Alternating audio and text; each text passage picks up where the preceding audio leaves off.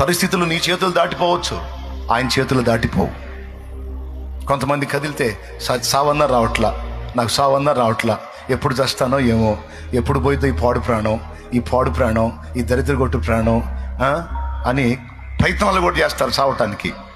కొద్దిగా ఆగమ్మా, కొద్దిగా ఆగయ్యా, కొద్దిగా ఆగు. నీ పరిస్థితులు మారుస్తాడు, నువ్వు దేవుని పని చేయాల్సి ఉంది.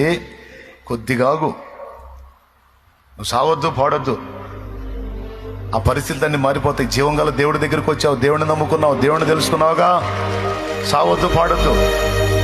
ఒక సమయం వచ్చింది, అప్పుడు నేను బతుకుతానన్నా బతకనీడు, నేను ఉంటానన్నా ఉన్నాడు. ఆ టైం వచ్చినప్పుడు చలో వచ్చేసాయి అంటాడు, వెళ్ళిపోతాం. అప్పుడు ఇక ఎప్పుడు యేసయ్యతోనే ఉంటాం. ఇక మనం ఎప్పుడు వెళ్ళి ఆయన దగ్గరే ఉంటాం కాబట్టి ఉన్నంత వరకు ఆయన పని చేద్దాం.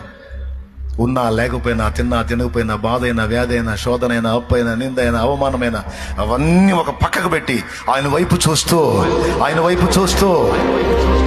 పైనున్న వాటిని వెతుకుతూ నిరీక్షణతో నా ప్రభు వైపు చూస్తూ ముందుకు సాగిపోదాం.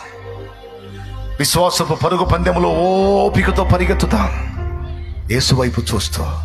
యేసు గెలిచి పైన ఉన్నాడు, మనం కూడా రేపు గెలిచి అక్కడ చేరుతాం. గెలిపిస్తాడు, ఆయనే మన జయమై ఉన్నాడు. ఆమేన్.